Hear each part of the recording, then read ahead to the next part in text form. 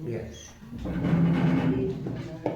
Bueno, pues vamos a seguir. Bueno, hay que tener en cuenta que la mecánica de la Guerra Fría también envuelve al proceso de descolonización.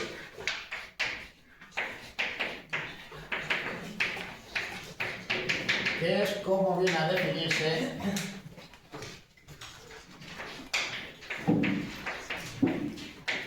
el proceso de independencia de las colonias de los antiguos imperios coloniales europeos.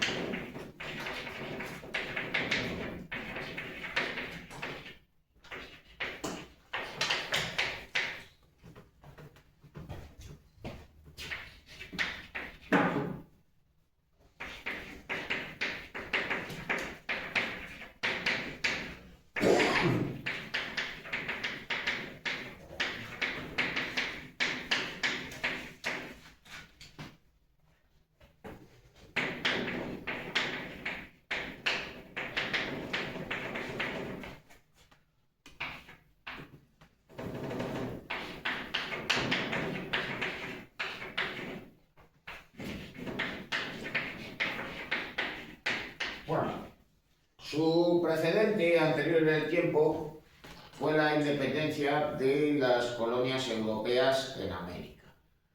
En primer lugar Estados Unidos y luego las de América Latina. Ya fueran colonias portuguesas o españolas. Digamos que la excepción en ese proceso que tuvo lugar en el siglo XIX pues serían el de algunos estados en el Caribe que no alcanzarían la independencia pues hasta ya más adelante, o incluso pues en algunos casos pues vienen a seguir perteneciendo a dichos estados, solo que en la actualidad se denominan como territorios de ultramar. Y ya pues en el caso de los territorios franceses pues vienen a ser considerados pues como un departamento más, como los de la Francia metropolitana. Bueno,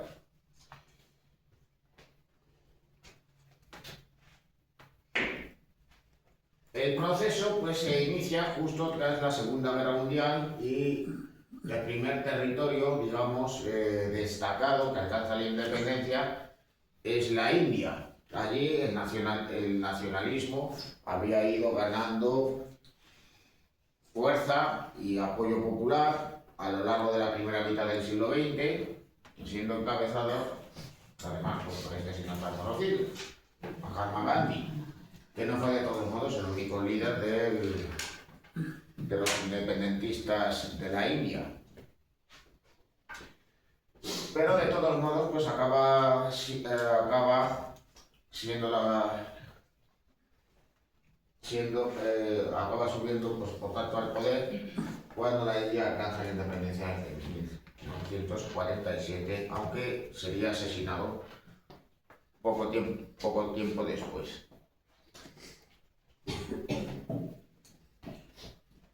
Luego aquí ya veis de todas maneras pues tres de las personalidades digamos más destacadas dentro de ese proceso. Por un lado Lumumba, el líder de la independencia del antiguo Congo belga y que también sería asesinado pues no mucho tiempo después de la independencia de dicho país. Al fin y al cabo pues era visto como una figura pues un tanto incómoda en un territorio vastísimo con materias primas y recursos naturales prácticamente de todo tipo. Así que pues veían que podía ser alguien, digamos, que podía tener simpatías hacia la Unión Soviética. De hecho, pues en el discurso de independencia del país se lo mostró especialmente crítico con las antiguas autoridades bélgicas, con lo cual, pues Estados Unidos y y otros países empezaron a conspirar contra él, hasta que finalmente pues, fue secuestrado, entregado a sus adversarios políticos, que trataban de independizar una región de lo que vino a denominarse como Zaire, la antigua provincia de Katanga. Luego ya, pues, liquidado Lumumba, pues ya se instaló pues, en el poder pues, el dictador de turno, Mobutu Sese Seko, el cual pues incomodaba menos a Estados Unidos y a sus aliados, porque básicamente lo que buscaba era enriquecerse personalmente y gobernar el país bajo un puño de hielo, cosa que hizo pues, durante bastantes años. Bueno, abajo a la izquierda pues ya veis una figura que digamos no es tan conocida como el caso de Gandhi. Se trata de Sukarno. Sukarno, digamos, venía a ser el equivalente en las antiguas Indias Orientales, es decir, la colonia que tenía los Países Bajos en el sureste asiático, que Gandhi, en el caso de la India, era el líder, por tanto, de los nacionalistas indonesios. Al hacerse con el poder, pues Sukarno va a permanecer, digamos, gobernando Indonesia más tiempo, pero también va a ser una figura, pues, un tanto incómoda. El país, pues, vivía de todos modos momentos de agitación, allá por la década de 1950, el Partido Comunista Indonesio, pues, estaba siendo muy activo, también había movimientos separatistas dentro del país. Con lo cual, pues acabó teniendo lugar pues, otro golpe de Estado, favorecido por los Estados Unidos, y Sukarno perdería el poder, siendo suplantado por Suharto, un militar, digamos, pues, más proclive a las tesis americanas. Bien, y luego ya, abajo a la derecha tenéis a Ho Chi Minh, el líder del Viet Minh, gobernante de Vietnam del Norte, y también pues figura destacada dentro del proceso de descolonización. Ya habíamos visto su figura pues, en el vídeo sobre la guerra de Vietnam. Bueno, ¿por qué tuvo lugar este proceso?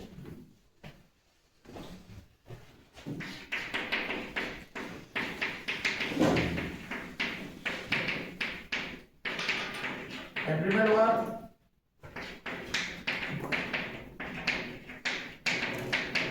por la debilidad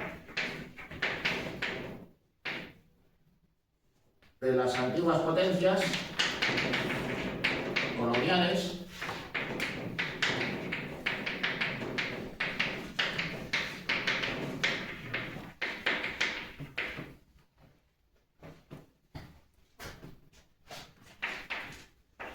tras la Segunda Guerra Mundial.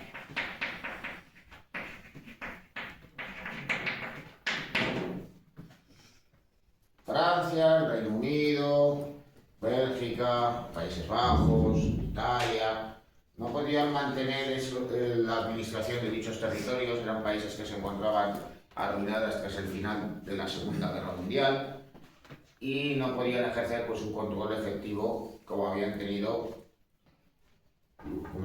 lugar en el pasado. A todo ello también se sumaba otra cosa, y es que en la Segunda Guerra Mundial, pues esos territorios en ocasiones habían sido tomados, conquistados con mayor o menor facilidad por las potencias del eje, y claro, pues se constata, aunque esos territorios, digamos, hubieran sido invadidos, pues que estos países son débiles y que pueden ser derrotados, que no tienen una superioridad militar, digamos, tan aplastante. Al fin y al cabo, durante la Segunda Guerra Mundial, la antigua colonia francesa de Indochina, lo que vienen a ser actualmente los territorios de Vietnam del Sur, del Norte, los territorios actuales de Vietnam, de Camboya y de Laos, pues al fin y al cabo pues, los franceses pues poco más o menos que entregaron el control sobre ese territorio a los japoneses prácticamente sin sin ningún tipo de objeción. En cuanto a Indonesia, los japoneses conquistaron el archipiélago con relativa facilidad. Y así pues se podía sumar, digamos, pues más ejemplos. Así que claro, esto va a conducir también al auge de los movimientos de liberación nacional, es decir, los movimientos nacionalistas e independentistas que tenían lugar, pues que aparecieron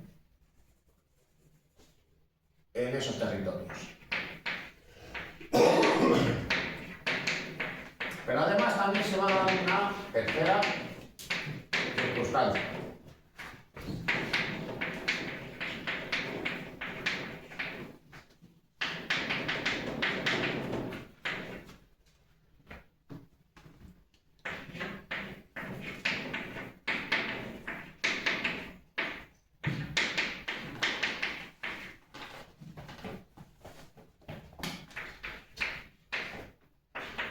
Y es que Estados Unidos y la Unión Soviética se muestran partidarios de que dichos territorios alcancen la independencia.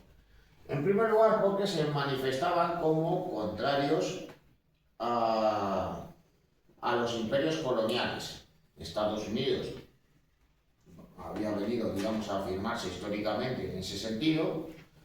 En el caso de la Unión Soviética, en base a las tesis del marxismo y a los principios del régimen que había iniciado Lenin allá por 1917, también se habían manifestado en esa dirección, pero de todos modos también había una cuestión, digamos, práctica.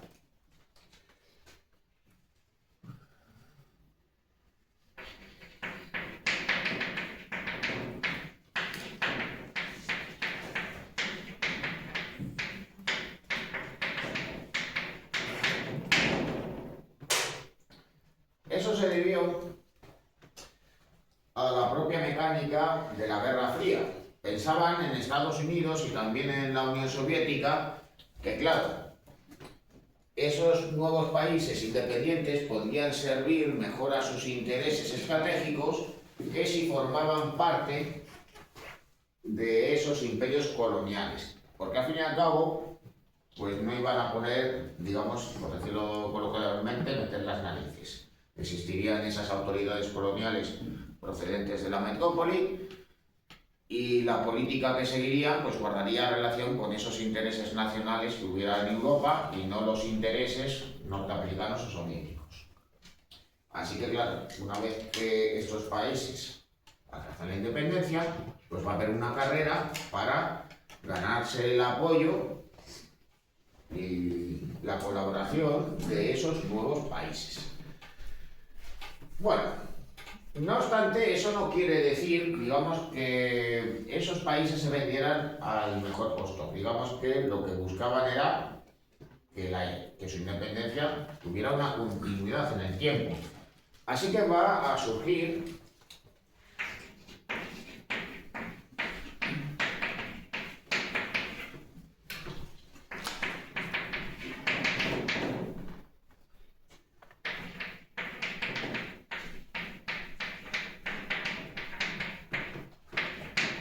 el denominado como movimiento de los países no alineados.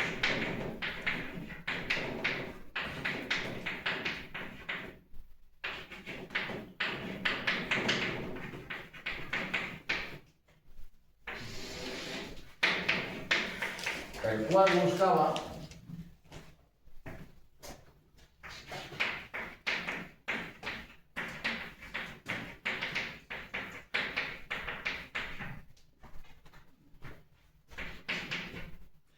de la mecánica de la Guerra Fría.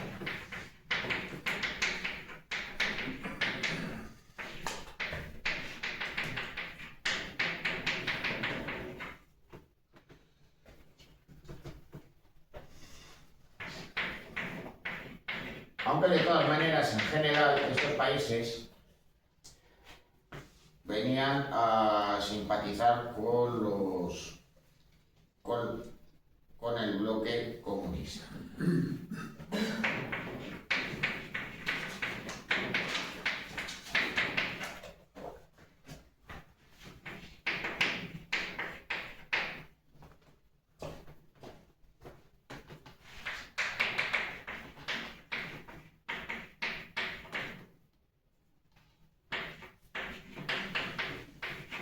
Esto se debía de todos modos en parte a la pertenencia a dicho movimiento de estados precisamente comunistas, como en el caso de la China de Mao Zedong o el caso de la Yugoslavia del general Tito. Pero de todas maneras, pues países como la India, cuando gobernaba Nehru, tras reemplazar a Gandhi, o el Egipto de Nasser, tenían pues más vínculos con la Unión Soviética, más estrechos en el caso de Egipto,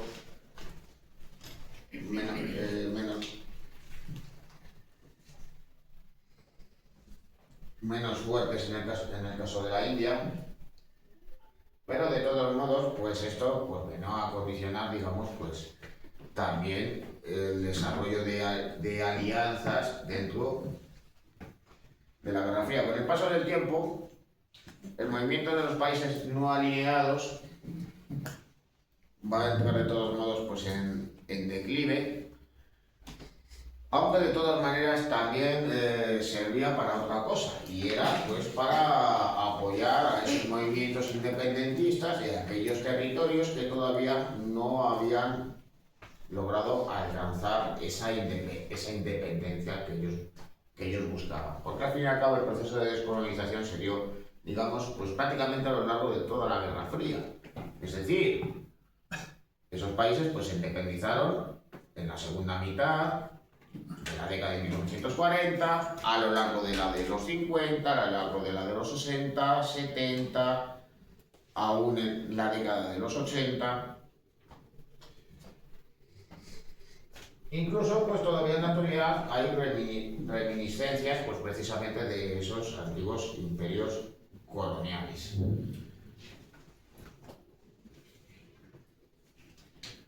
Bueno, también hay que señalar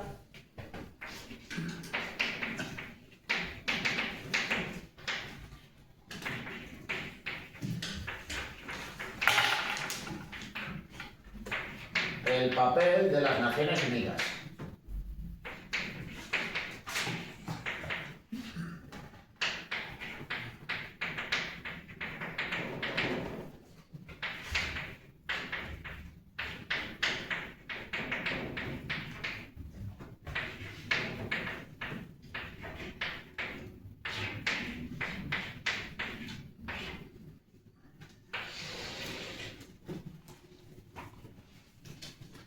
Bueno,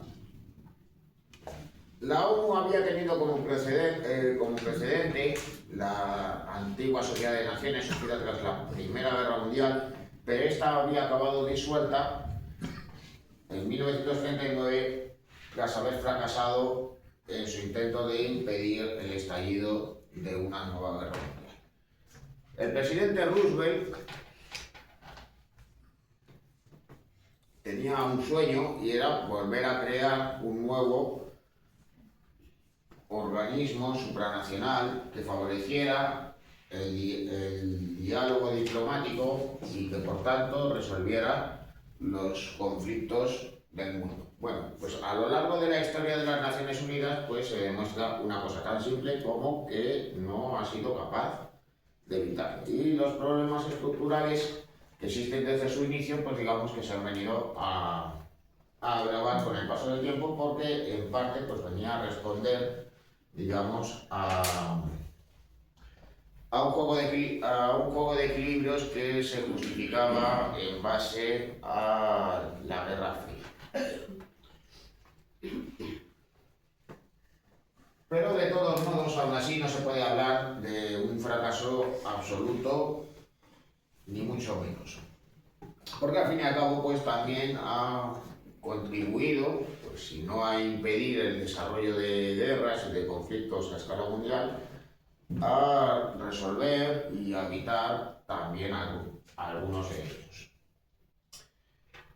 Al tiempo que ha emprendido también otra cosa, y es el desarrollo de políticas que precisamente buscasen solucionar problemas y resolver las desigualdades que pudieran existir a una escala global.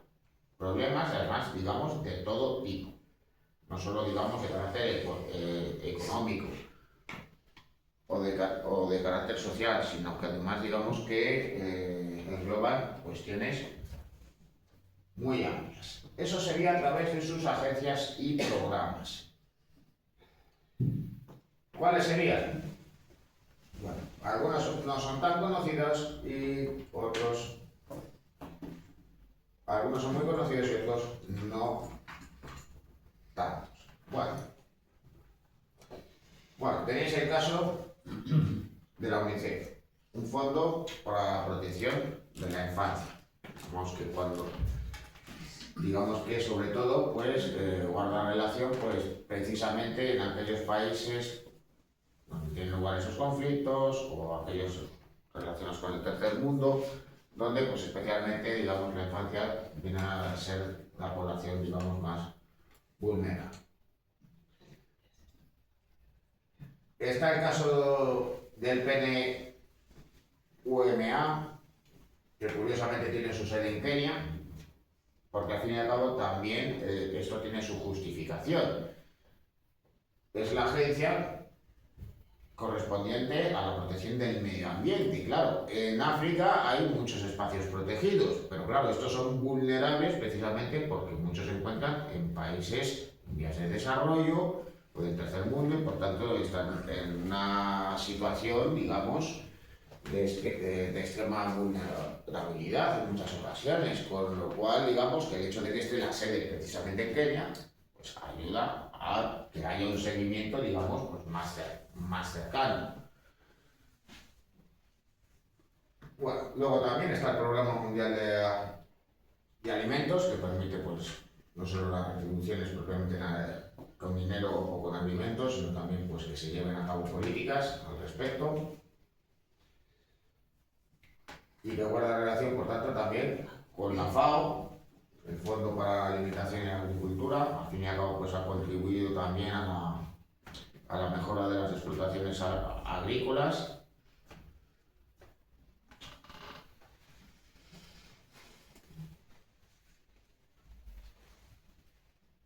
Eso naturalmente se vendrá a articular a través del Fondo Internacional de Desarrollo Agrícola. Bueno, tenéis el caso de la OMS, la Organización Mundial de la Salud, que de todos modos pues, en la pandemia de COVID-19 tuvo un papel bastante relevante, pues favoreciendo también la coordinación entre países.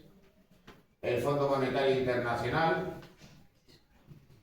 que favorece pues, el préstamo de créditos a escala global y que viene a ser avalado pues, precisamente por el Banco Mundial. Luego además, si no recuerdo mal,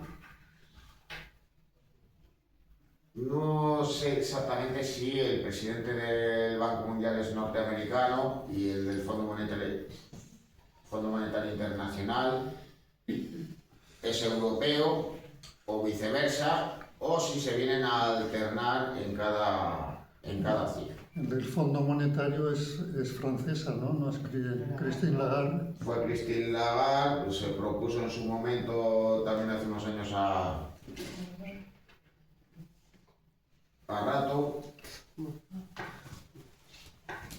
Bueno, también tenéis el caso de la UNESCO, en relación, pues, precisamente a la educación, la ciencia y la cultura. Así que, claro, pues, entre otras cosas, pues la protección del patrimonio histórico artístico a escala global, pues la UNESCO tiene un papel destacadísimo, pues también precisamente en aquellos países pues, de vías de desarrollo o del tercer mundo, donde ese patrimonio también es especialmente vulnerable.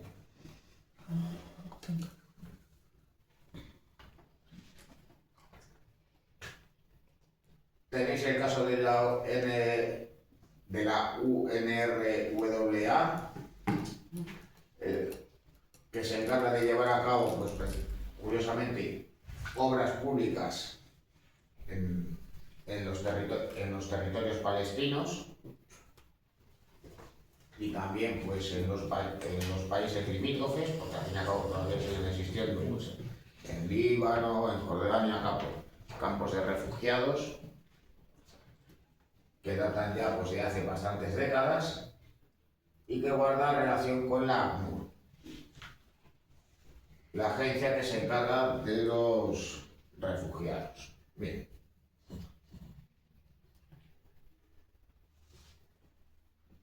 Bueno, luego estarían las agencias, las organizaciones relacionadas, como vendría a ser la Corte Penal Internacional. Digamos pues que esta viene a surgir pues precisamente tras la Segunda Guerra Mundial, donde tuvieron lugar pues procesos donde se juzgaron crímenes de guerra y contra la humanidad, apareciendo digamos esa tipificación de delitos. En los denominados juicios de Nuremberg y en sus equivalentes que tuvieron lugar con los criminales de guerra japoneses.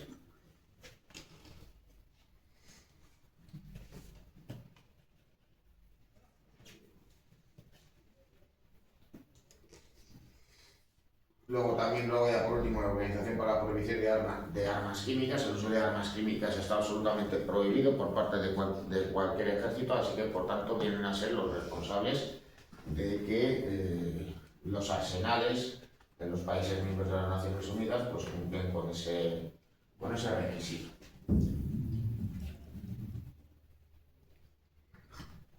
Bien. ¿Por qué? ¿Cómo nacen las Naciones Unidas?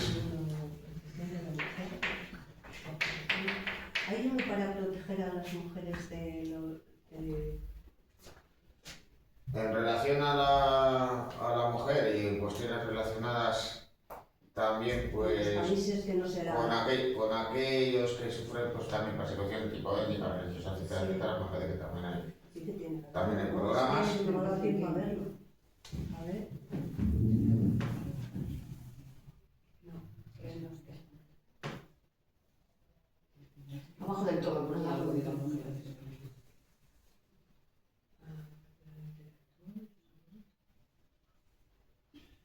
Yo creo que está Más abajo, no, más sí. abajo. Es que me ha parecido verlo así de refilón.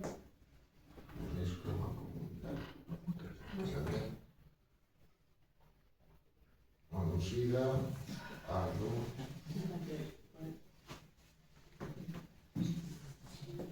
Mira, ONU Mujeres. ONU Mujeres. Es la organización dedicada a promover la igualdad de género. O sea, bien, generalmente pues de todos modos en ese caso, como por ejemplo a la correspondiente a las comunicaciones postales o las telecomunicaciones, lo que hacen es básicamente elaborar informes y recomendaciones. Al fin y al cabo, pues también entrarían en relación con otra cosa muy importante, que es la Declaración Universal de Derechos Humanos. Que al fin y al cabo, pues todos los que forman parte de la ONU deben de cumplir con la misma, aunque evidentemente, pues aquellos estados que no son democráticos no los cumplen. Y en el caso de aquellos que sí que lo son, pues en ocasiones los vulneran. Bueno,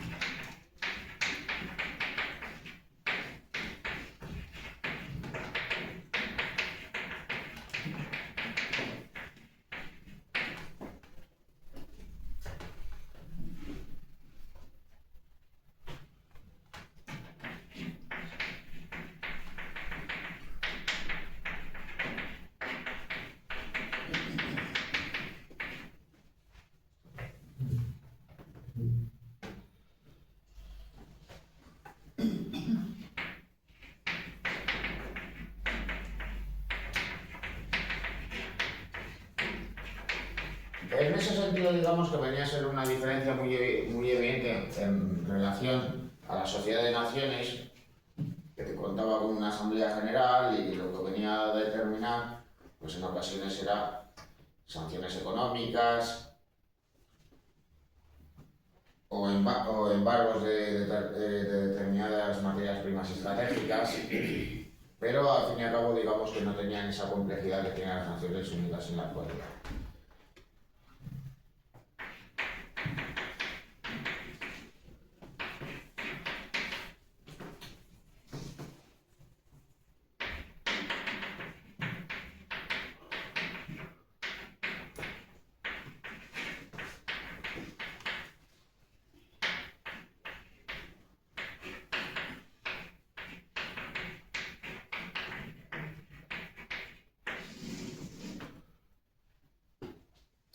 ¿Cuándo tiene lugar su fundación? Bueno, pues en la tercera gran conferencia que se celebra en el ocaso de la Segunda Guerra Mundial,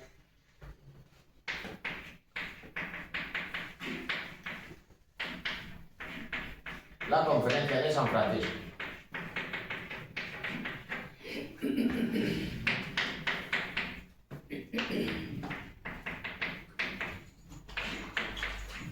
En la primera Asamblea General de las Naciones Unidas, la Asamblea Fundacional, asistieron representantes, embajadores de 19 países. Con el paso del tiempo, la cifra se fue ampliando significativamente, porque al fin y al cabo, por aquel entonces no formaban parte los países del eje y sus aliados, pero tampoco los países que fueron alcanzando la independencia con el paso del tiempo.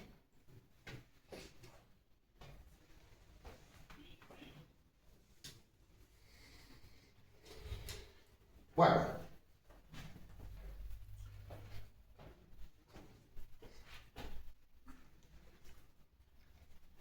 paralelamente a la aparición de las Naciones Unidas va a surgir una necesidad en Europa debido también a la propia Segunda Guerra Mundial.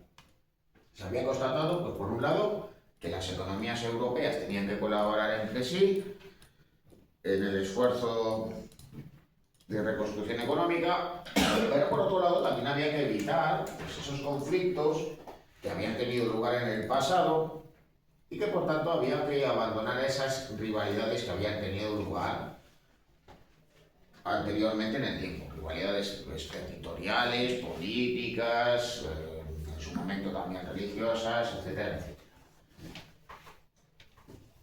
Por ello va a acabar surgiendo la Comunidad Económica Europea, que posteriormente pasará a ser la Unión Europea actual. Bueno, ¿por qué surge? Bueno, ¿cómo surge? Pues de todas maneras, aunque no lo tengáis detallado ahí, hay que señalar que va a haber pasos previos que van a permitir su constitución. Bueno, ya en 1948 va a aparecer el denominado como Benelux. Es decir, la creación de un mercado común de mercancías, capitales y trabajadores entre los Países Bajos, Bélgica y Luxemburgo. De todas maneras, quizá esto pudiera parecer relativamente sencillo, porque al fin y al cabo, entre esos tres países había vínculos culturales, históricos, desde hacía varios siglos. Y al fin y al cabo, pues se trataba de tres territorios relativamente pequeños y con unas necesidades económicas en aquel entonces pues más que imperiosas, a fin de reconstruir sus economías, sus industrias, etcétera, etcétera. Bueno, pequeños, digamos, en relación a su territorio europeo. Si contásemos los territorios coloniales que tenían en ese momento, pues Países Bajos y Bélgica, pues quizá no nos lo pareciera tanto, pero bueno, habría que atenerse, digamos, a lo que estamos viendo en el mapa de Europa. Bueno, quizá eso pues podía ser relativamente sencillo, que digamos que las posibles dificultades se pudieran abordar con cierta facilidad.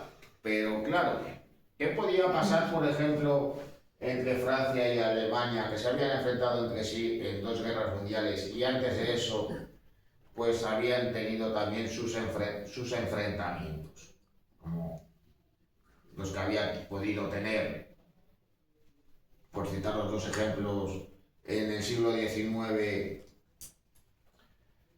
el canciller Otto von Bismarck y el emperador Napoleón III, o 2 siglos antes Napoleón y el rey de Prusia, de turno, o ya en el siglo XVI el rey Francisco de Francia con el emperador Carlos V de Alemania. Pues ahí ya evidentemente las rivalidades eran mayores, se habían dado a lo largo de la historia hasta el punto de enfrentarse con las armas. También había rivalidades económicas. La industria alemana pujaba y competía con la industria francesa. Pero de todos modos, pues ambos países y también Italia necesitaban llegar a acuerdos y era más que evidente que había que cooperar entre sí y favorecer el desarrollo de un mercado común que permitiera el desarrollo de sus economías.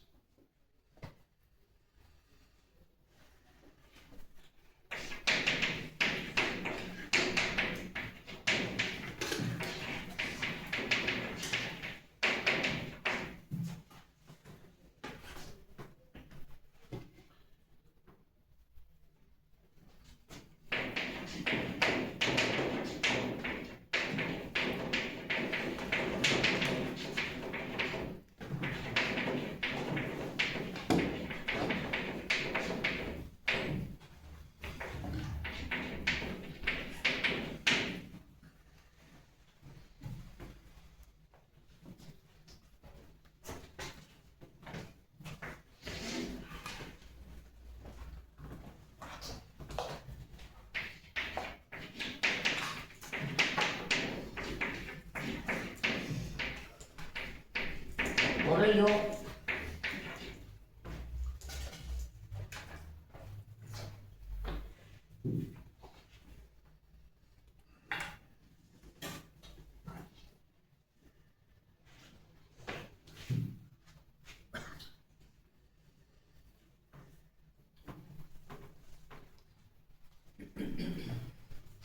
se va a aprobar, y teniendo como precedente la creación de la Comunidad Económica del Carbón y del Acero de 1954,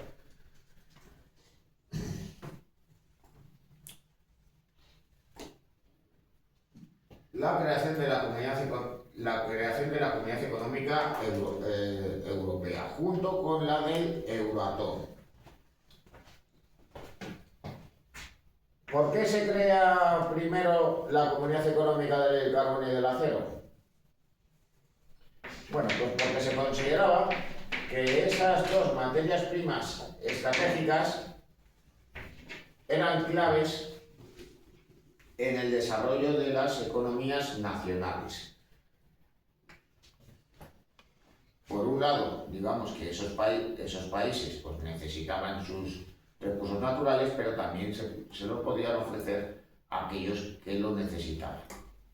Con lo cual, pues eso permitía pues, la entrada de capitales y, por tanto, su crecimiento económico. Pero, claro, pronto se comprueba que ese mercado común de carbón y de acero se queda corto. ¿Por qué no hacerlo extensible a otras actividades económicas?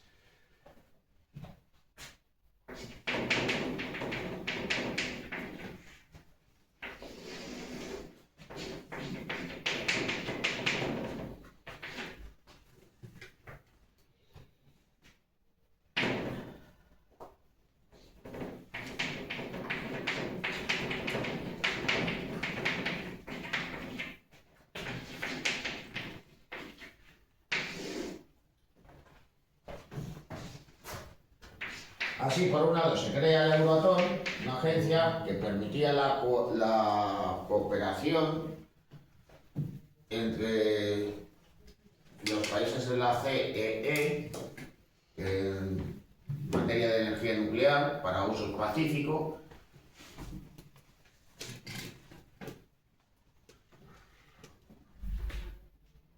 y la Comunidad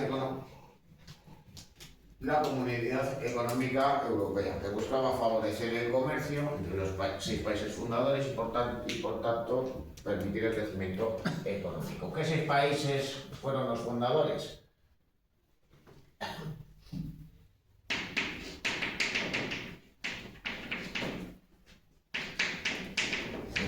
Francia,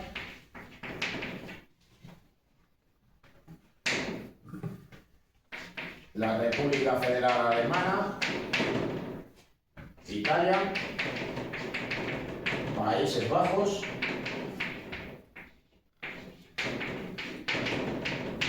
Bélgica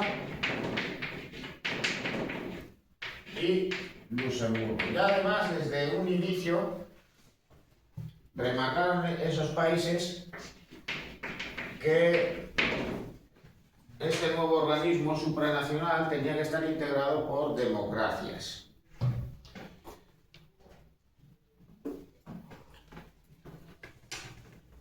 Al fin y al cabo, pues también buscaban consolidar esos regímenes que se habían visto pues sacudidos en el periodo de entreguerras y también en la Segunda Guerra Mundial. Bueno.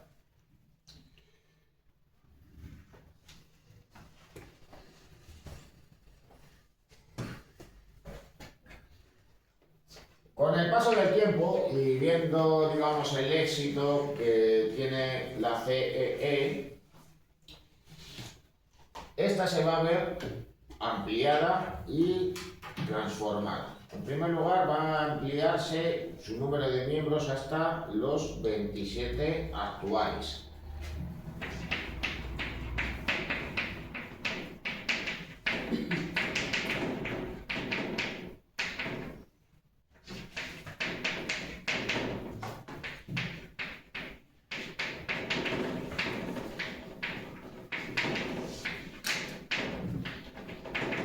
La ampliación más destacada es la que tuvo lugar en el año 2004, donde 10 estados pasaron a formar parte de la Unión Europea, ya llamada por aquel entonces así. De todos modos, pues España entró a formar parte de la misma en 1986 junto con Portugal.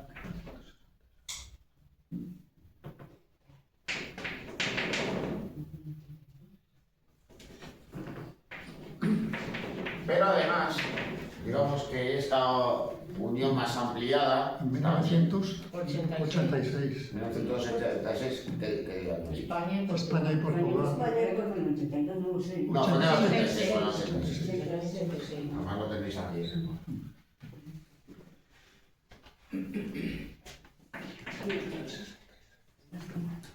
Ahí viene el fondo de Estado, puede interesar.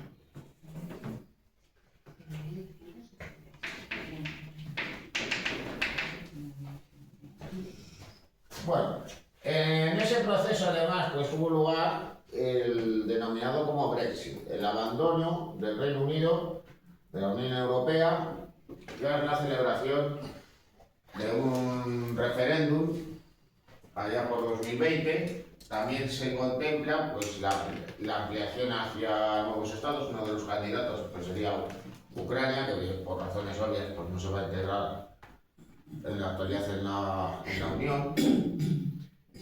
Otros ejemplos serían el caso de las antiguas, de los estados de la antigua Yugoslavia, siendo quizá pues, el que tiene más probabilidades de formar parte de la misma Bosnia-Herzegovina.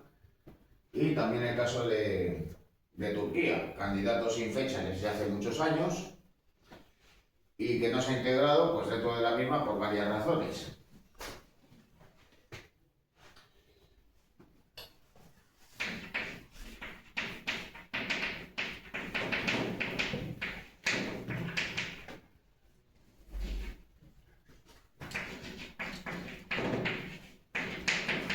¿A qué se debe? Bueno, pues fundamentalmente por 3 motivos. Bueno, en primer lugar, por la escasa consolidación de la democracia y de los principios democráticos en dicho país. No se puede, digamos, denominar a Turquía como una democracia al uso. Y no lo digo porque quien gobierne actualmente sea quien es, sino también por los gobernantes de diferentes signos, de diferentes signos políticos que le habían precedido en el cargo, en relación pues precisamente a Erdogan. Eso por una parte. Por otro lado, y esto digamos que es algo menos confesable por parte de los dirigentes de la Unión Europea y de los gobernantes de los países miembros, y es que Turquía es un país donde la población es mayoritariamente musulmana, aunque sea un estado oficialmente laico. Y claro, los países de la Unión Europea pues son países de tradición cristiana y también sean estados laicos. Así que eso, digamos, pues viene a ser un elemento de reticencia. Y luego ya en tercer lugar, y esto ya guarda relación, pues precisamente con la propia denominación que tiene la UE. Y es que Turquía es un país cuya mayor parte de su territorio y su propia capital está en Asia, aunque su ciudad más poblada y clave en la historia europea es Estambul. Así que claro, viene de todos modos a ser otro elemento, digamos, que supone un impedimento pues, para que Turquía se integre dentro de la Unión Europea y que hace, pues digamos, que sea un candidato que no tiene fecha de ingreso en la actualidad. Pese, pues digamos, de todos modos, a la relativa pujanza de su economía, al hecho de abrir posibilidades de mercado, etcétera, etcétera. Bueno, ¿por qué tiene lugar el cambio de denominación de Comunidad Económica Europea a Unión Europea? No es un simple cambio de nombre, sino que va un poco más allá.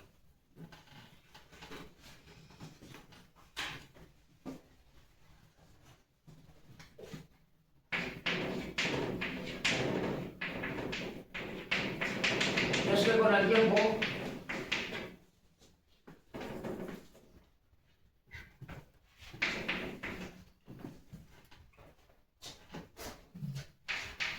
los países, a través de sucesivas reformas,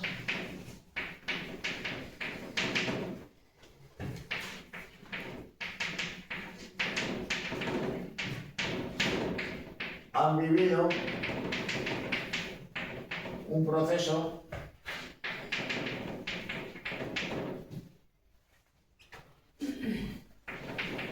de integración política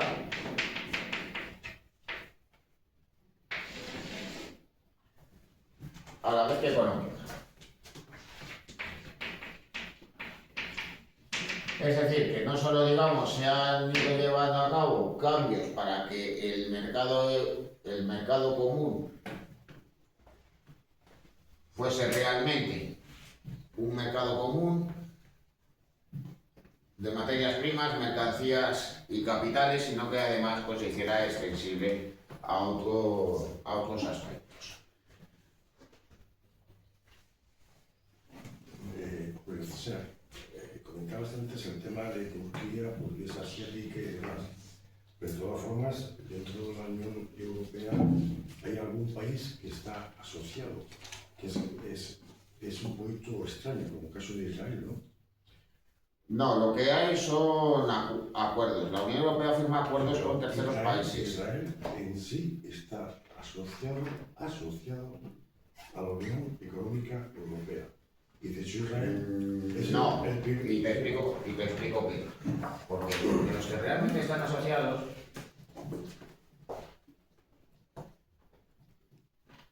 vienen a ser estos. Los países del Báltico, sí. Y estarían también aquellos que tienen algún tipo de acuerdo. ¿Por qué? Bueno, pues porque se puede dar el caso de que participen dentro del acuerdo de Schengen o que estén dentro del mercado común. Los productos israelíes pasan por la aduana, los productos de Suecia no. Eso es un ejemplo. Pero la No, realidad, que no es así, Fernando, que no tienes razón. Pero yo no, no digo que tiene razón. Te digo, porque de todo. Israel se le considera un país asociado y el 40% de su producto viene para Europa y viceversa. Que son los países más exportadores que tiene la Comunidad Económica Europea. Eso, en cualquier tema económico lo puedes. No son socios. Se pueden considerar socios comerciales, que eso es otra cosa, porque socios comerciales también son los países del Magreb. Y no se considera Marruecos un país asociado a la Unión. ¿Que tienen acuerdos muy amplios con la Unión Europea? Pues evidentemente sí, en cuestiones no solo económicas, sino también de carácter migratorio y de control de fronteras, independientemente de los que pueda tener, pues, por ejemplo, con España. Pero no es un país asociado, porque al fin y al cabo la Unión Europea ha firmado pues, acuerdos con terceros países de todo tipo. Porque al fin y al cabo también sucede una cosa muy simple. Un país por su cuenta, en cuestiones de tipo económico, no puede, digamos, llegar a un acuerdo, digamos,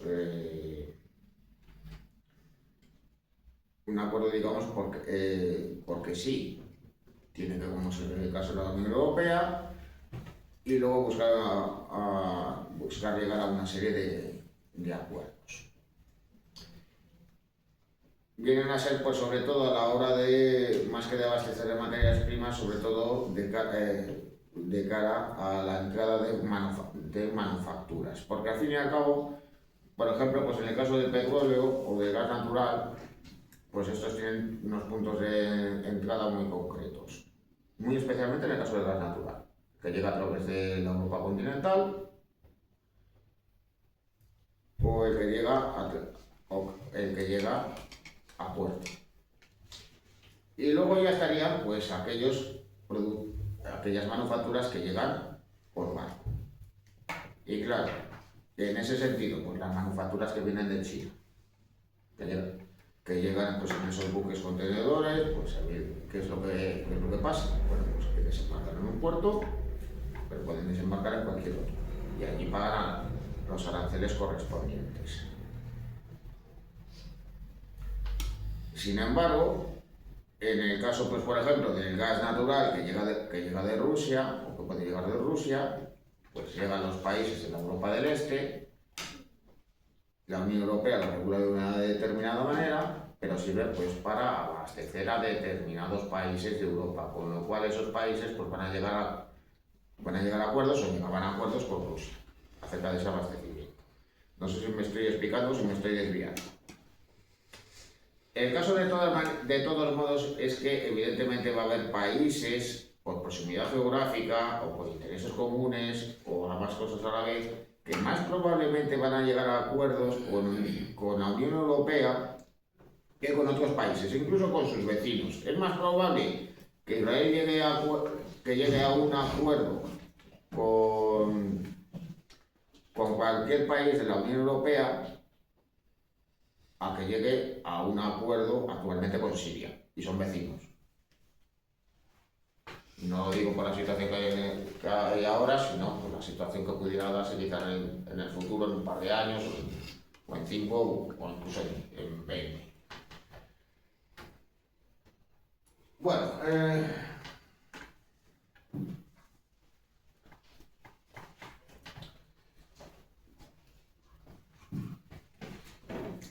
¿cuáles son las reformas que se van llevando a cabo con el paso del tiempo que permiten, digamos, crear, pues, una unión que va más allá de lo económico y que se hace también extensivo a cuestiones relacionadas con la ONU?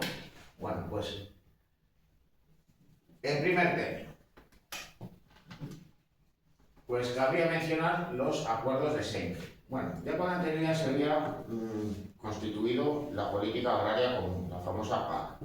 Pero de todos modos los acuerdos de Schengen se firman en 1985 Sus firmantes originales solamente fueron estos 5 estados, Francia, Alemania y los países del Benelux, pero con el tiempo se han hecho extensibles a más países, incluso algunos que no forman parte de la Unión Europea.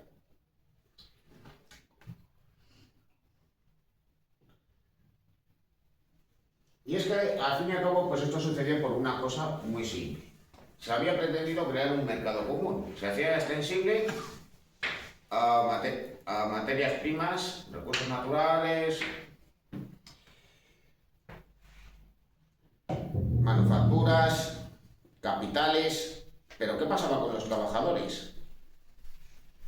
Las mercancías podían pasar libremente por la aduana y el trabajador, digamos, responsables de llevarlas de un sitio a otro, no.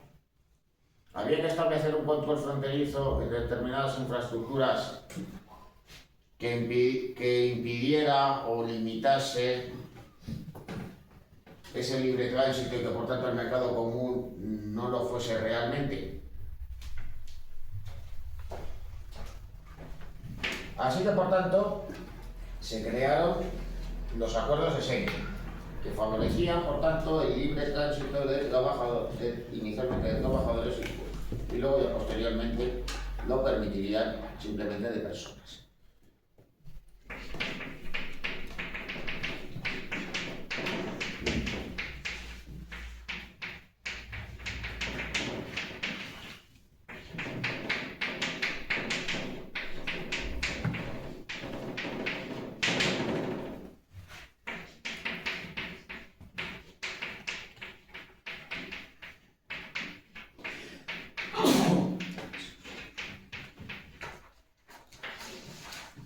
Los acuerdos de Schengen lo que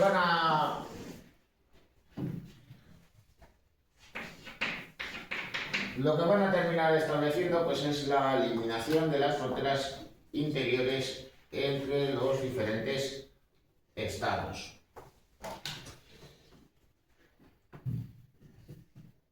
Esa firma pues va a estar presente también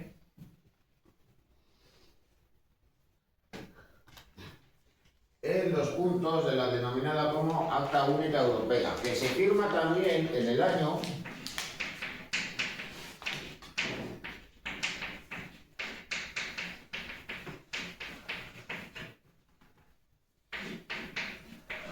1986. Aunque ya existían pues estructuras e instituciones dentro de la misma,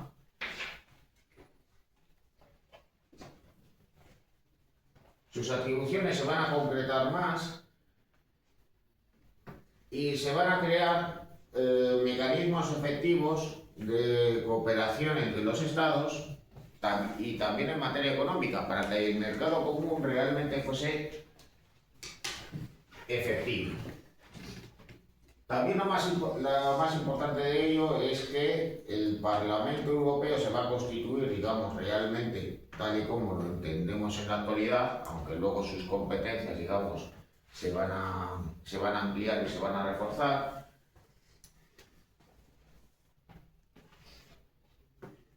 Y por otro lado se va a buscar el desarrollo de políticas de cohesión, porque también se comprueba que con la ampliación que había tenido lugar hasta 12 países, en 1986 se observaba que había una gran desigualdad entre unos estados y otros. Así que para mejorar la cohesión social de dichos estados, pues se va a buscar también la cohesión económica. De ahí que apareciesen los denominados como fondos de cohesión. Esos fondos, con el paso del tiempo, además, digamos que van a irse ampliando presupuestariamente, pero también van a ir cambiando con el paso del tiempo. De hecho, pues el fondo de más reciente creación, y más bien con un carácter temporal, son los llamados fondos Next Generation, que están orientados, además, pues a una finalidad muy concreta. Es decir, vienen a estar pues, relacionados con la conservación del medio ambiente y la movilidad, pero también en aquellas inversiones vinculadas al I+D+I. Es decir, pues por ejemplo, el ayuntamiento de turno quiere hacer un carril bici o crear un parque o mejorar el mismo. Puede hacerlo a través de esos fondos. Puede, luego también, se puede dar el caso que por favorecer la movilidad sea necesario pues el uso de un ascensor de uso público o la creación de escaleras mecánicas. Pues también se otorgan fondos a través de los fondos de Generation, como está sucediendo pues, por ejemplo en Valladolid actualmente.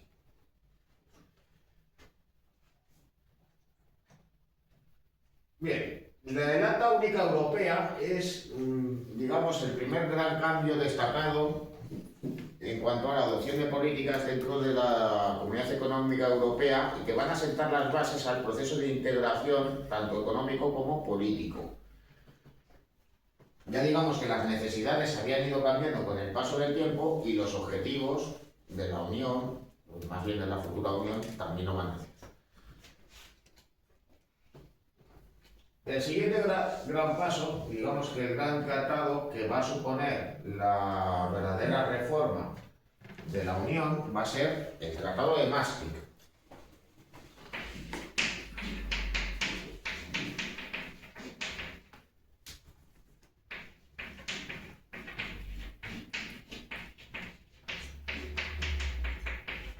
Aunque se han aprobado otros tratados, digamos que lo sustancial del mismo no ha venido a ser alterado.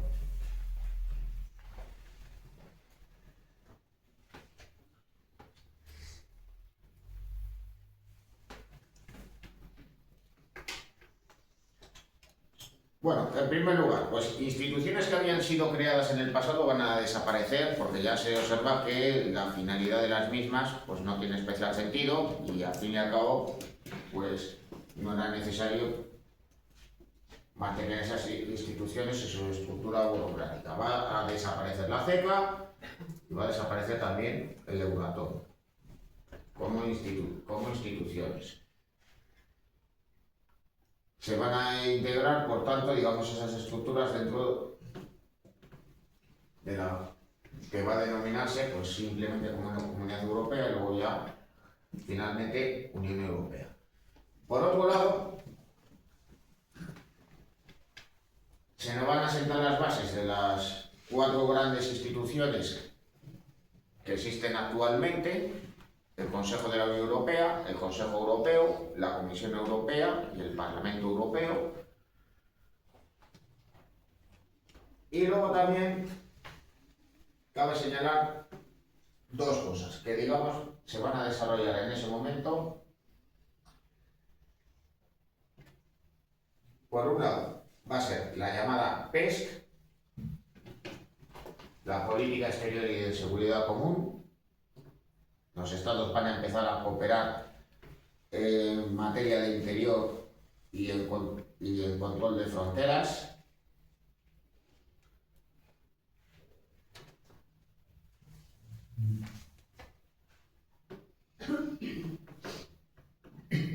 Y luego, por otro lado, en Maastricht se va a empezar a enunciar la necesidad de contar con una política monetaria común que dará origen con posterioridad al euro. Se van a dar, digamos, esos primeros pasos.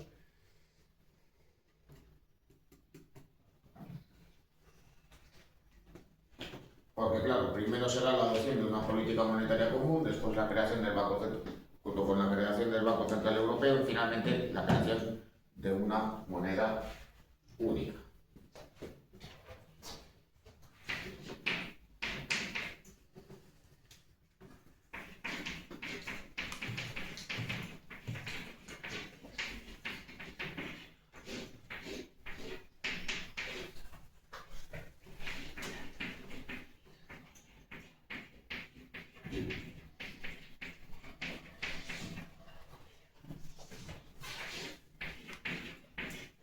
Se crea el euro en 1999, con lo cual ya el cambio entre las diferentes monedas nacionales no va a fluctuar y finalmente el euro va a entrar en vigor en el año 2022, justo el 1 del 2. 2002. ¿Vale? 2002. Eso, 2002. El 22 no fue hace 2 años. Bueno, hay que señalar también una cosa, digamos, bastante curiosa. Y es que hay países de la Unión Europea que siguen conservando su moneda nacional, como por ejemplo el caso de Dinamarca, no digamos ya el caso del Reino Unido, que siguió manteniendo la libra esterlina, pero hay otros estados que sí que lo han adoptado como moneda propia. Al fin y al cabo, pues en la Ciudad del Vaticano no acuña moneda propia, así que tiene adoptado pues el euro, también el caso de Mónaco, el caso de San Marino y bueno, también el caso de Andorra, pero hay que señalar también los casos de Kosovo y de Montenegro.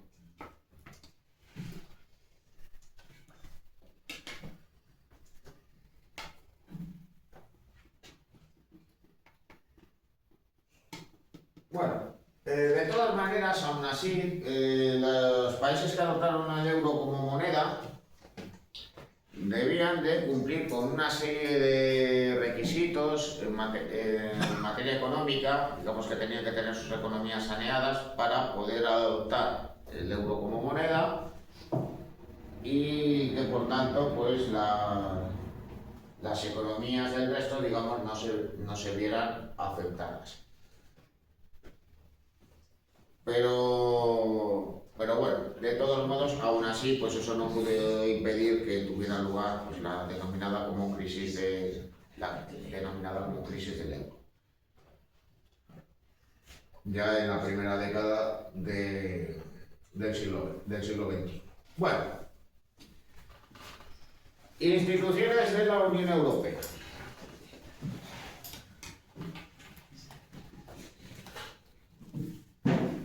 ¿Cuáles son? Las más importantes son estas 4.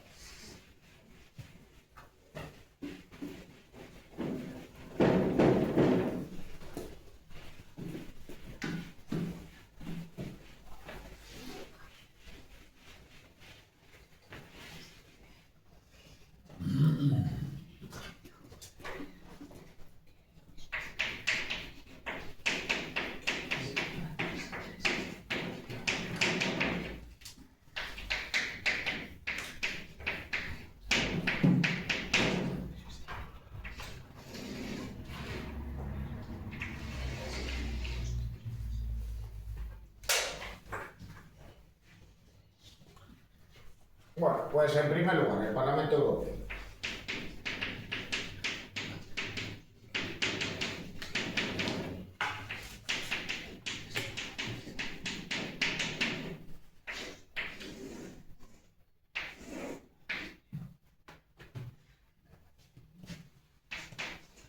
El Parlamento Europeo cuenta con 751 miembros.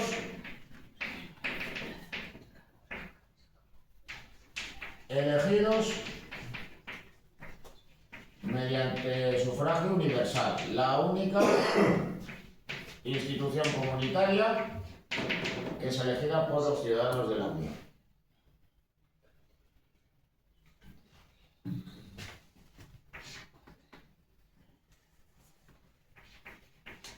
Las elecciones europeas tienen lugar cada 5 años.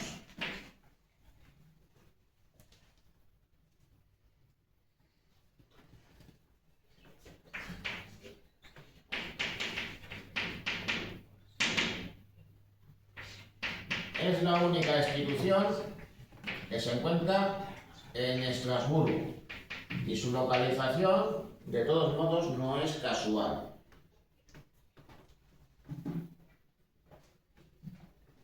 Si bien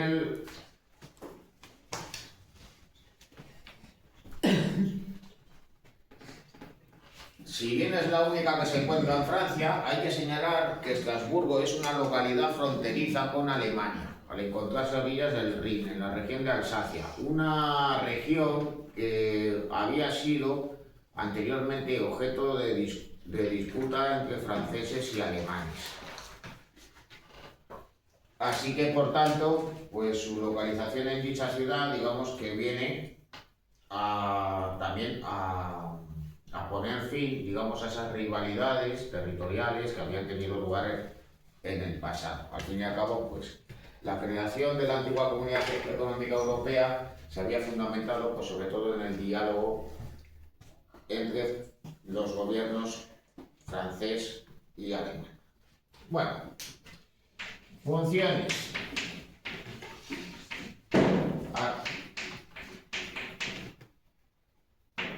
¿Qué hacen los europarlamentarios? Pues fundamentalmente legislar.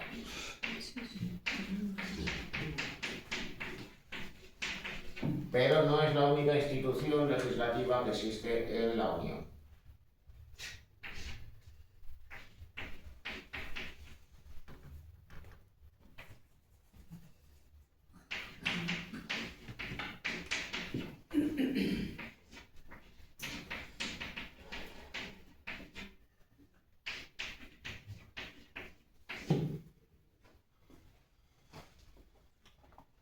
Se encarga de debatir y de aprobar leyes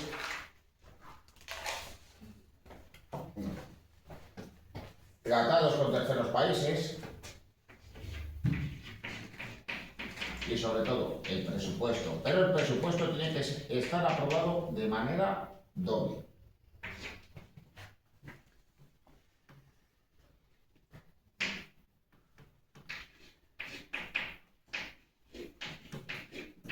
También se encarga de elegir y controlar a la Comisión Europea.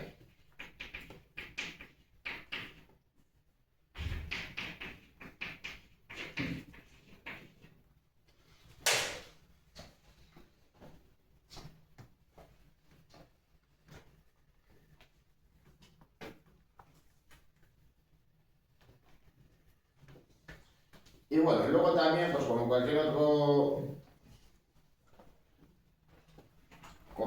otro parlamento nacional, pues supervisa el resto de instituciones, con lo cual pues existen diferentes comisiones dentro de la misma, pues que vigilan pues al resto de instituciones de la Unión Europea, como pudiera ser el Banco Central Europeo, a las diferentes comisarías, etcétera.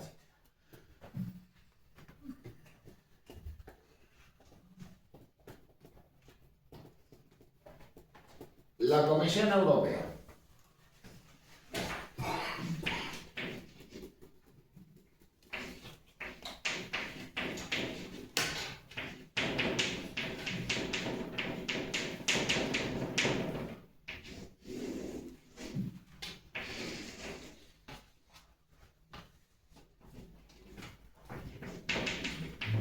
Bueno, pues cuenta con un presidente y también con varios vicepresidentes. Bueno, en este caso, presidenta.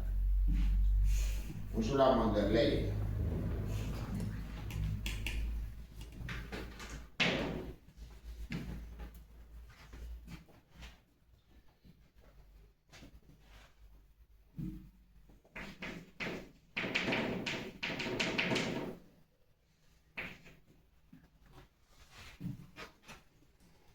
A diferencia de lo que sucede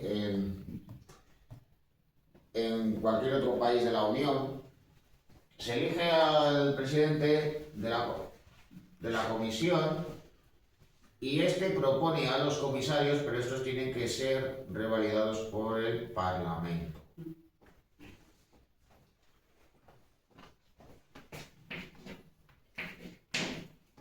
Porque no sé si os suena una noticia pues acerca de que, bueno, pues que si había objeciones acerca pues precisamente de quien se propuso por parte de España para que estuviera presente en la comisión. En este caso, pues la antigua ministra Teresa Rivera. Bueno, digamos discrepancias que luego pues finalmente se acabaron resolviendo. No hubo más, de todos modos, a mi juicio, pues más ruido que otra cosa. Luego también hay una alta comisaría que viene a estar también presente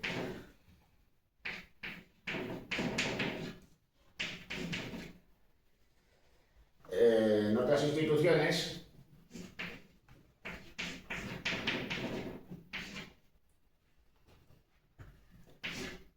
que es el alto comisario o alto representante de la pesca, la política exterior y de seguridad común. Esto mejor.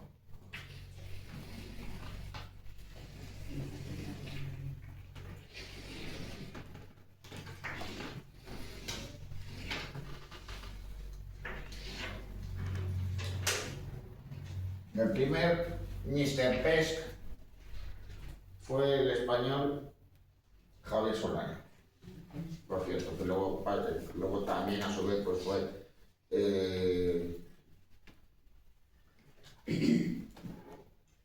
bueno, pasó a ser el secretario general de la OTAN.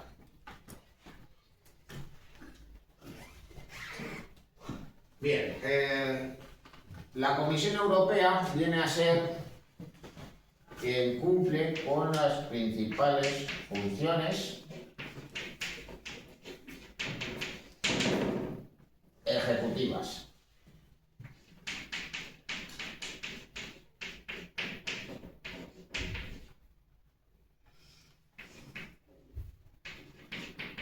Es quien se encarga de ejecutar el presupuesto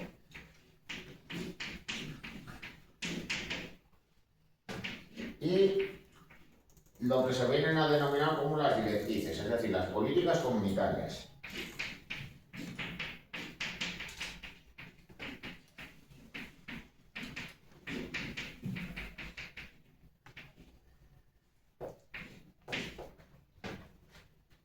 También se encarga de vigilar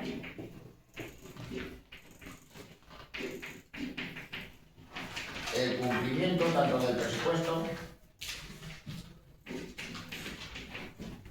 como de hechas políticas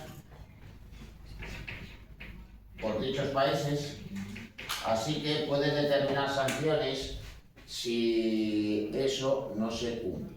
Es decir, si por ejemplo un país recibe fondos Next Generation, como he dicho yo antes, y los utiliza para otra cosa, pues entonces la Comisión Europea va a sancionar a ese país.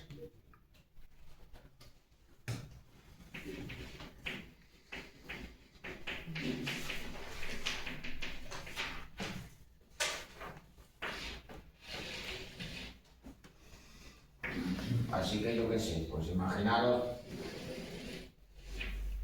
que la Comisión Europea se da cuenta, qué sé yo, que parte de esos fondos pues los ha utilizado el presidente pues a comprarse otro Falcon. Ya está, pues sanciona cara. Bueno, no sé que es un chiste un poco malo, pero bueno.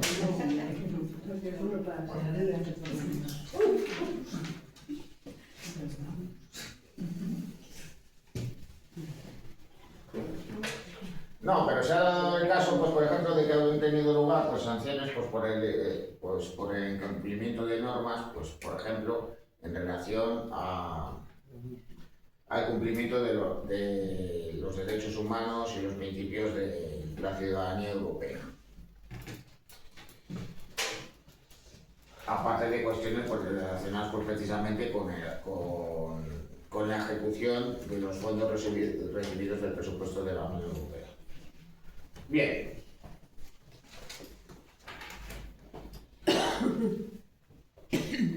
Tenemos el caso del Consejo Europeo y el Consejo de la Unión Europea,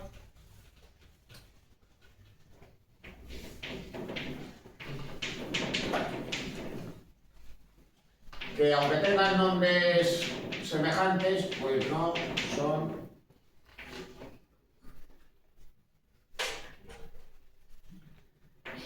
instituciones que se dediquen a lo mismo.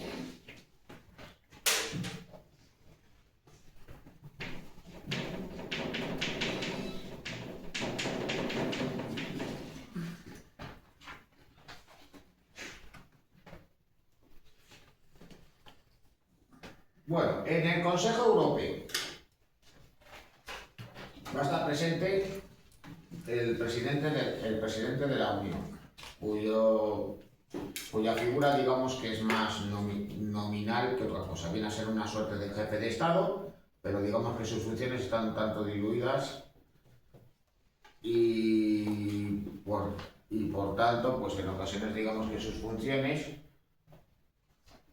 no se sabe muy bien si es que le vienen a corresponder al comisario de la Unión Europea o al alto representante de la PES, que viene a actuar pues, en ocasiones como una suerte de ministro de Exteriores en el extranjero. Bueno, ahora sí, aparte del presidente de la Unión Europea, pues vienen a estar presentes los jefes de Estado y de gobierno.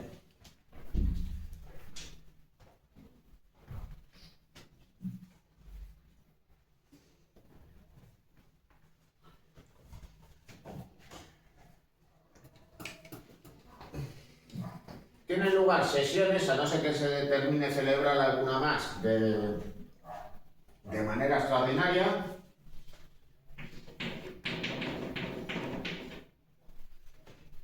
cada 3 meses.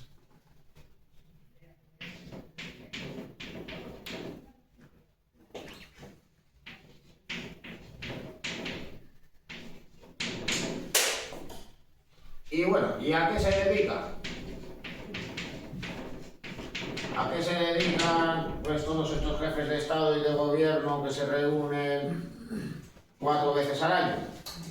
Pues a marcar las grandes directrices políticas. Es decir, pues por ejemplo, discuten pues acerca de hacia dónde, digamos, se debería encaminarse el presupuesto de la Unión Europea o cómo tiene que llevarse a cabo la política exterior y de seguridad común, o cuáles son, digamos, las políticas prioritarias que deberían abordarse en la Unión Europea. Digamos que es la que viene a marcar el camino, pues muy especialmente a la Comisión y al Consejo de la Unión Europea. Porque al fin y al cabo, si los primeros ministros, presidentes del gobierno o presidentes de repúblicas, aquí de todos modos los reyes o reinas que sean jefes de Estado no van a estar presentes. Nunca veréis a Felipe VI en las reuniones del Consejo Europeo, que acude el presidente Pedro Sánchez. Pues viene a Pero va uno por país, ¿no? O el jefe de Estado o el jefe de Gobierno, uno de los dos. Uno de los dos, pero en cada país de todos modos está marcado quién es el que tiene que acudir y nunca va a acudir el otro. Es decir, el presidente de Francia acude al Consejo Europeo, no acude el primer ministro, porque en reuniones internacionales siempre es el presidente francés el que va. No. Es decir, cuando se convoca, por ejemplo, a los jefes de Estado y de Gobierno por parte de la OTAN, también acude Emmanuel Macron. El primer ministro no. Bueno, ahora mismo como no tienen, pues eso además sería imposible. Porque claro, si estos jefes de Estado y de Gobierno acuden a las sesiones de esta institución, cada uno de los ministros van a tener que acudir a otra institución comunitaria, que es el Consejo de la Unión Europea.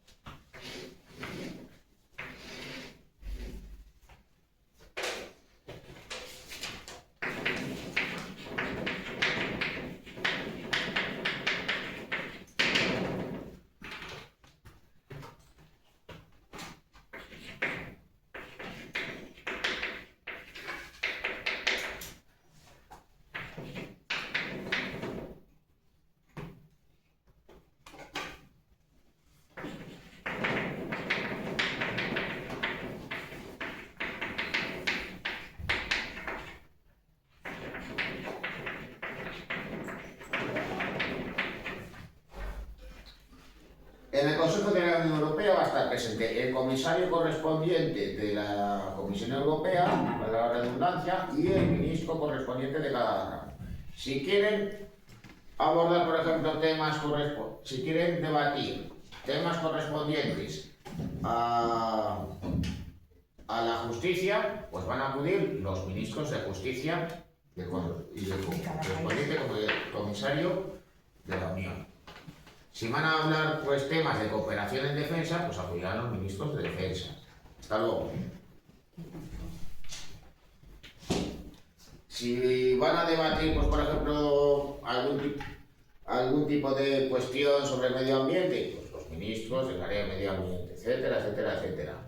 Pero de todos modos, si se trata de alguna cuestión en relación con la política de exterior y de seguridad común,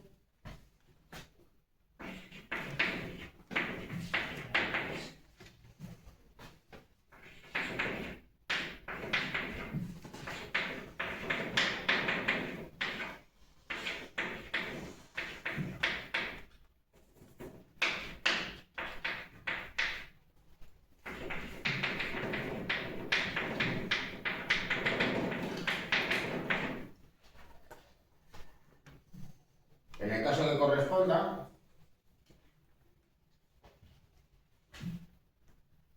porque claro, pueden abordarse cuestiones que guarden relación o que involucren a los ministros exteriores, pero en otras ocasiones pueden involucrar a los ministros de interior, con lo cual, pues en cualquiera de esos casos pues, puede estar presente. Y luego,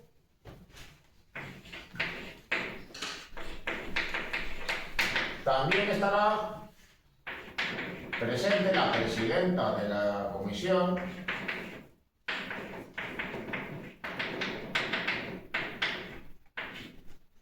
en un caso muy concreto,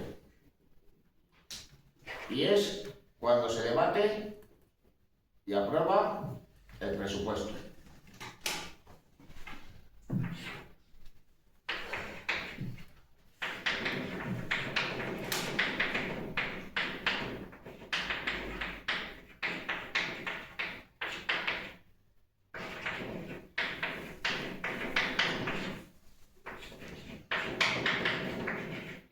Y es que, ¿cuáles son las funciones del Consejo de la Unión Europea?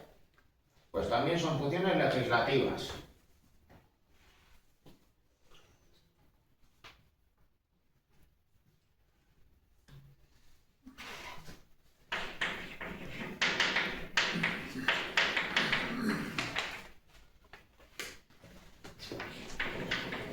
Pero de todos modos, están limitadas en relación al Parlamento.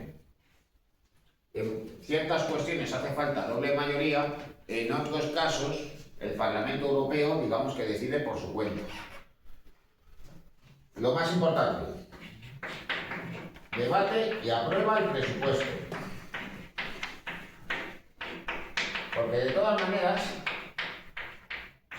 esto es lo que viene de todos modos a garantizar que los países de la Unión Europea están de acuerdo o se comprometen a estarlo de cara a su ejecución. Pero claro, se aprueba en el Consejo de la Unión Europea y se tiene que aprobar también en el Parlamento.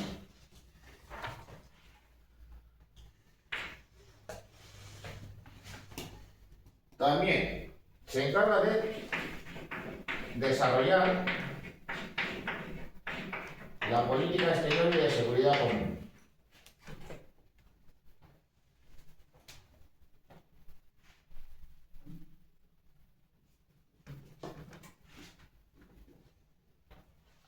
Y luego, aunque luego pase por el Parlamento Europeo, también firma acuerdos con terceros países u organismos.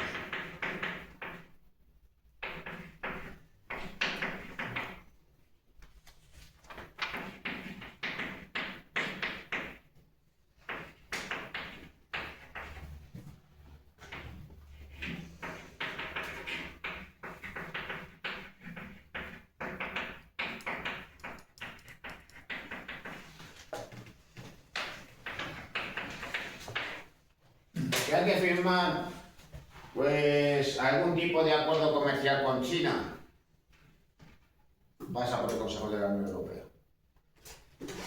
Que hay que firmar un acuerdo de cooperación económica con Mercosur, pues también pasa por ahí. De hecho, pues ha sucedido pues no hace mucho tiempo.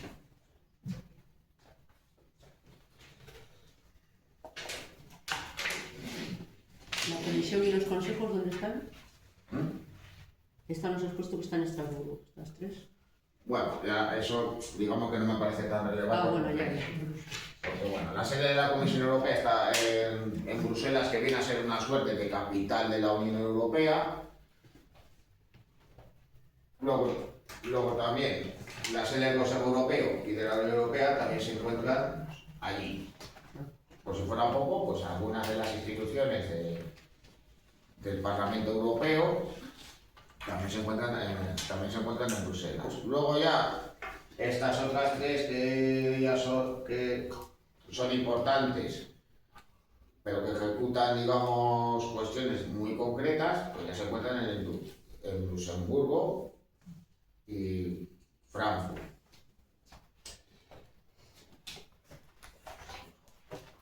Bueno, supongo que será Frankfurt de menos, no Frankfurt del Oder. El Frankfurt del Oder está en la antigua Alemania Oriental.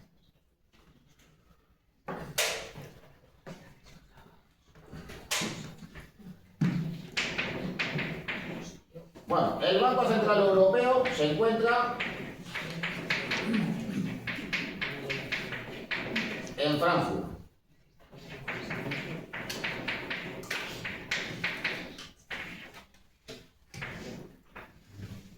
Bueno, si la capital de Alemania es Berlín, ¿qué pasa con Frankfurt? La capital económica. Digamos que viene a ser la capital financiera de Alemania. Eso es lo que explica pues, que esa institución, en la cual pues, Alemania siempre ha tenido un peso muy destacado en materia económica en la Unión Europea, pues se encuentre en esa ciudad. Por tanto, las funciones del Banco Europeo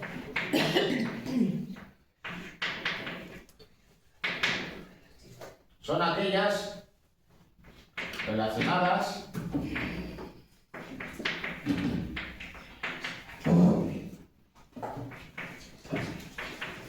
con la política monetaria común.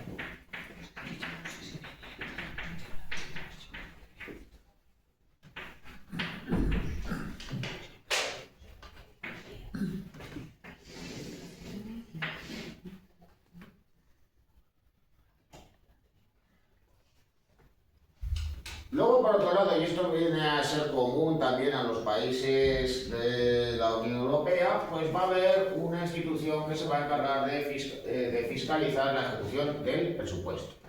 Y es el Tribunal de Cuentas. ¿Veis? Está en la Haya. Está en Luxemburgo. Ay, no sé. Al igual que el Tribunal de Justicia Europeo. En La Haya está la Corte Penal Internacional. Vale.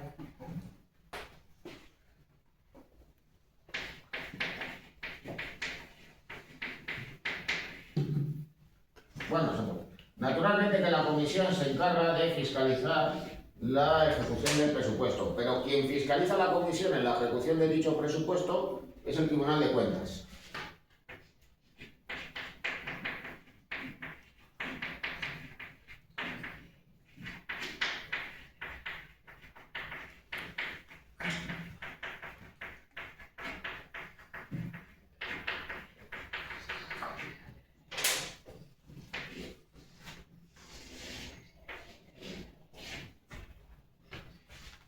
Y luego ya por último, el Tribunal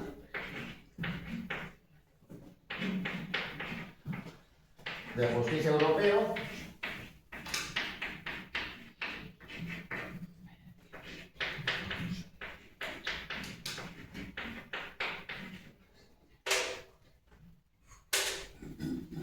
que con el paso del tiempo se ha venido a convertir en una suerte de Tribunal Supremo de los Tribunales Supremos. O una suerte de Super Tribunal Supremo.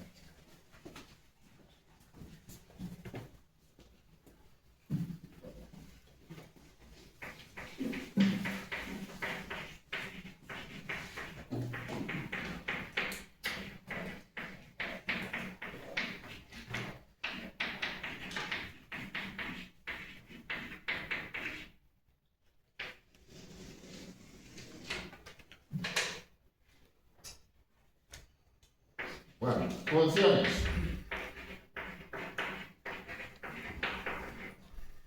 Son judiciales. La que se encarga de vigilar el cumplimiento del derecho comunitario.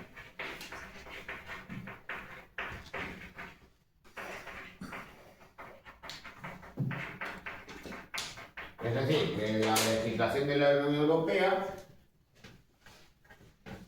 se cumple, como es debido. También los principios propios de los derechos de los ciudadanos de la Unión Europea. Porque al fin y al cabo, nosotros no solo somos ciudadanos españoles, sino que también somos ciudadanos de la Unión. Y por tanto también tenemos nuestros correspondientes derechos, incluido también el derecho a pleitear ante él. Bueno, digamos que entre las sentencias más sonadas cabe señalar la del denominado como caso Bosman. Bosman era un futbolista belga que se quedó sin trabajo en un equipo de segunda división de Francia porque era considerado como extranjero. Y él recurrió ante los tribunales lo que consideraba que era una decisión injusta. Él pleiteó y en el Tribunal de Justicia de la Unión Europea le dieron la razón, porque venían a decir que, claro, en base a los acuerdos de Schengen, a la Acta Única Europea, al Tratado de Maastricht, etc., que él era ciudadano de la Unión y que por tanto no era extranjero en Francia, al igual que los franceses no eran extranjeros en su Bélgica natal. Y por tanto, a partir de entonces, en los clubes profesionales de deportes, incluidos los de fútbol,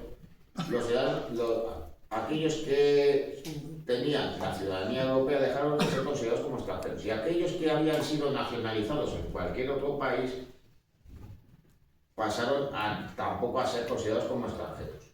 Así, por ejemplo, pues alguien como Messi, procedente de Argentina, que cuenta con la nacionalidad española, pues no era extranjero en el Fútbol Club Barcelona. Y alguien, pues como Vinicius, en la actualidad, pues tampoco es considerado como un extranjero en el Real Madrid, puesto que tiene la nacionalidad española, además de la brasileña. Bueno, y ya con esto pues hemos terminado.